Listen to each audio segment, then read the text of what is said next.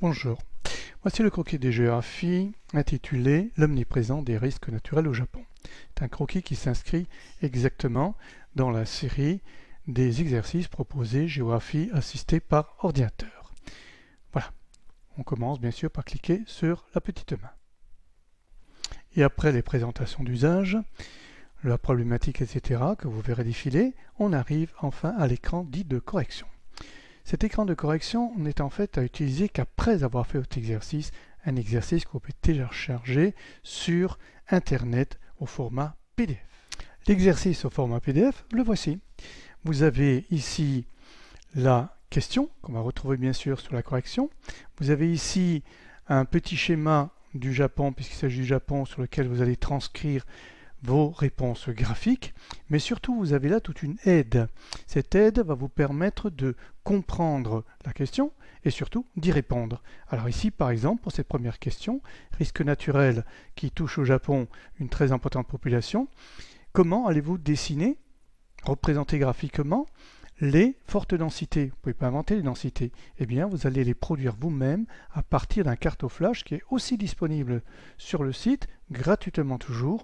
Ce cartoflage, eh bien, c'est bien marqué, c'est cartoflage Japon. On vous demande de cliquer sur le bouton 1, carte 1, choisissez densité, et après vous optez pour le dégradé rouge et même 3 paliers. Tout est expliqué. Allons voir ce que ça donne. Le cartoflage, le voici. Si vous l'avez déjà téléchargé, vous le connaissez. Sinon, regardez, très simple. Carte 1, vous dit-on. Densité, je clique sur densité, je cherche les densités les plus récentes, c'est-à-dire en 2017. On m'avait dit du rouge, le voilà. On m'avait dit 3 paliers, voilà. Et regardez, j'ai ma carte, elle est toute faite. À partir de là, je peux trouver les réponses. Où sont les densités les plus fortes? Elles sont ici. Comment les représenter? C'est bien la question qui est posée. Alors la question est posée, c'est la même ici. Vous avez exactement la même question, simplement que le rectangle est jaune cette fois-ci. Et vous avez 4 possibilités pour répondre. Je réponds graphiquement avec un figuré ponctuel, un figuré linéaire, de surface ou de flèche. Ici, vous avez tous les figurés que vous pourrez utiliser pour ce croquis-là, uniquement celui-là. Inutile de cliquer dessus, ce n'est pas un jeu, il faut réfléchir avant de répondre. Ce n'est qu'un pense-bête. Vous avez toujours la possibilité, je le précise, fabrication maison, les carreaux de cahier pour vous repérer, pour savoir où le dessiner quand vous le dessinerez sur votre copie, et bien sûr les contours schématiques pour prélever des informations précises que vous utilisez dans d'autres exercices, par exemple les compositions ou les études de documents. Je déclique, je n'en ai pas besoin. Donc j'ai ma question, comment représenter ces fortes densités? On les a vues sur la carte. Je peux évidemment réfléchir en regardant ici, en me disant qu'est-ce que ça pourrait bien être, ou je peux tout simplement essayer de réfléchir intelligemment.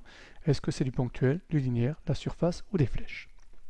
Alors, regardez voir, je vais essayer de répondre de travers, forcément et logiquement. Logiquement, pourquoi? Pour vous apprendre comment on fait juste et non pas des erreurs. Je clique sur ponctuel. Lorsque j'ai cliqué sur ponctuel, on me dit que ce n'est pas le bon. Je m'en doutais. Mais au-delà, il y a une réponse qui est donnée à cette mauvaise interprétation.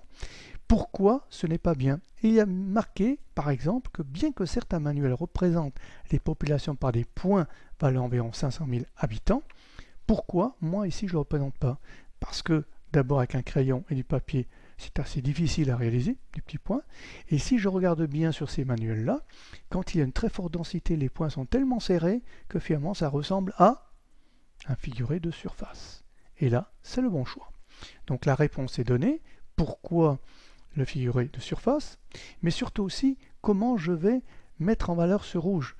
Rouge, il y a plusieurs manières. Je peux appuyer sur le crayon légèrement, etc. Et je vous dis ici, dans le petit rectangle jaune, qui sont les consignes, attention, il faut un rouge assez léger.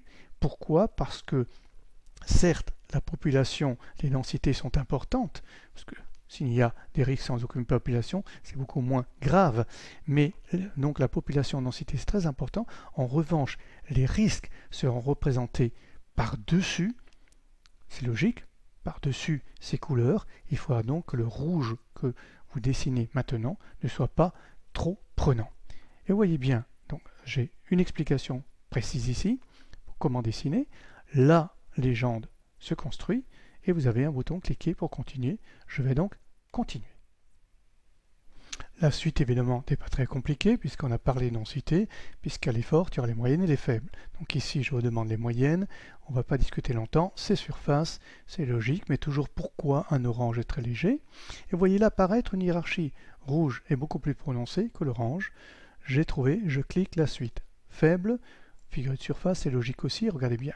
Vous avez ici donc les fortes, les moyennes et les faibles. C'est très net avec une hiérarchie de couleurs, je suis arrivé à représenter les densités au Japon, telles qu'elles figurent dans le cartoflash dont je vous ai donné tout à l'heure l'adresse. Je poursuis. Quatrième question, il s'agit de dessiner et de trouver où est la mégalopole. Alors, bien sûr, dans beaucoup d'ouvrages, ça y est, on dit voilà, la mégalopole est ici. Voilà, elle est ici. Ok, pourquoi elle est ici? Moi, je ne sais pas, elle est ici. Eh bien, moi, je vous donne des pistes sur le PDF pour savoir trouver où est cette mégalopole et à quoi elle ressemble véritablement, graphiquement, j'entends bien. On va voir ce que ça donne sur le cartoflash. Regardez bien. Dans l'aide sur le PDF, je vous ai demandé de construire une carte, comme on a vu tout à l'heure, la même chose, sur les variations des densités de population entre 1980 et 2017. Est-ce que ça a augmenté, ça a diminué? Quand c'est bleu, la population a diminué. Quand c'est rouge, ça a augmenté. Je vous ai demandé de rajouter des couches. Elles sont ici des couches des villes les plus importantes. Tokyo ici par exemple. Des ports les plus importants aussi, par exemple Tokyo. Et la fameuse ligne de chemin de fer la plus importante au Japon. Et là, on se rend bien compte que finalement, la mégalopole est ici. Elle est ici. Je peux, bien sûr, la dessiner. Elle est ici. On va la mettre en rouge, par exemple, en rouge très épais. Elle est ici. Voilà. Je la vois bien. Cet espace se détache du reste. Il y a bien sûr un petit espace rouge ici, qui a d'ailleurs été l'objet de l'attaque de Fukushima. Mais bon, globalement, la continuité, la mégalopole, c'est une continuité. C'est ici que ça se passe. Voilà. Ça, c'est clair, c'est net. Après, je demande comment la dessiner. Mais là, je l'ai bien trouvé. Alors, question, quelle figure utiliser? J'ai triché un petit peu puisque je l'ai dessiné déjà sur le cartoflash, donc évidemment c'était une ligne que j'ai dessinée, ça ne pourrait être qu'un figuré linéaire.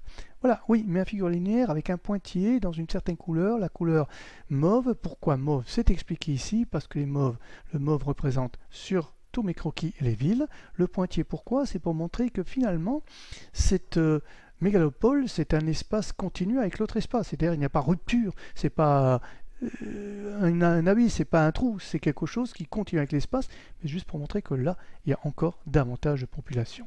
Voilà ce que ça veut dire. Alors, question suivante, question numéro 5. Nous avons bien passé en revue donc où se trouve la population. On a bien vu qu'elle est très imposante et très importante, à certains endroits plus qu'à d'autres. Maintenant, on peut s'attaquer aux risques. Quels sont les risques qu'elle encourt? Premier risque, évidemment, tectonique des plaques, c'est-à-dire les séismes et tremblements de terre. Alors vous avez là aussi dans l'aide une explication pour trouver sur le logiciel toujours où sont ces fameuses lignes de fracture, mais aussi toute une série de statistiques qui vous donnent le nombre de secousses, etc., de personnes concernées, touchées, tuées, blessées. Tout ça pour vous rendre compte où se passent effectivement les dégâts de ces risques. Mais ce n'est pas tout. Regardez bien. Alors comme je l'ai précisé, vous avez donc toutes ces consignes qui vous sont données, étape 1, cliquez sur le bouton carte, etc. C'est beaucoup plus long ici parce qu'il y a beaucoup plus de choses à construire, toujours avec le même logiciel, afin que vous sachiez effectivement à quoi correspond ce risque et où il se trouve pour savoir comment le reproduire graphiquement, toujours sur ici le petit schéma. Mais vous avez en plus ici pour comprendre, vous avez des liens YouTube qui vous permettent de comprendre ce que c'est vraiment. On va cliquer sur l'un d'entre eux, vous allez voir. Voilà, j'ai cliqué sur le premier lien et je tombe sur une vidéo YouTube qui me montre un séisme meurtrier au Hokkaido. Je clique dessus, je regarde, tremblement de terre, on s'est bien expliqué. Et vous avez ici tous les détails en 1 minute 14 qui vous montrent le séisme, les dégâts que ça peut occasionner. Vous avez une idée de ce qu'est un séisme au Japon, bien entendu.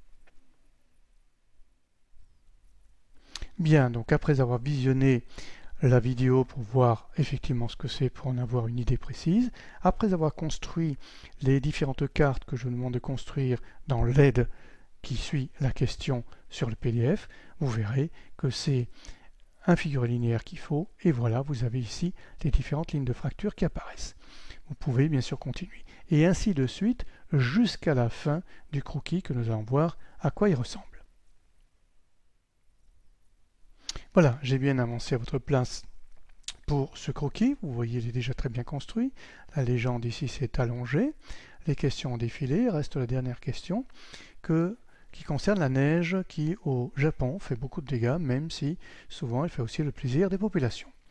Alors la neige, le figuré qui correspond à la neige, évidemment, si vous avez fait tout l'exercice, et non pas c'est moi qui l'ai fait à votre place, vous auriez su qu'il ne reste plus que le ponctuel ici. C'est un peu une triche dans la mesure où, effectivement, le dernier reste le seul possible. Donc, ponctuel. Voilà, nous avons donc bien la neige ici qui est représentée. Et vous avez encore une fois cliqué pour continuer parce qu'il semblerait que ce ne soit pas fini. On clique pour continuer. Vous avez tout simplement votre croquis qui est complètement dessiné, sur lequel, une fois de plus, comme tout au long bien sûr de l'exercice, vous pouvez cliquer sur les carreaux de cahier pour en prélever des éléments, même sur les contours schématiques, éléments que vous pouvez bien sûr utiliser après dans des compositions de géographie, dans des études documents ou toute question qui relève bien sûr de l'omniprésence des risques naturels au Japon, ou tout simplement des risques, bien entendu. Voilà, je vous remercie de votre attention et vous donne rendez-vous pour un prochain croquis de géographie assisté par ordinateur. Merci.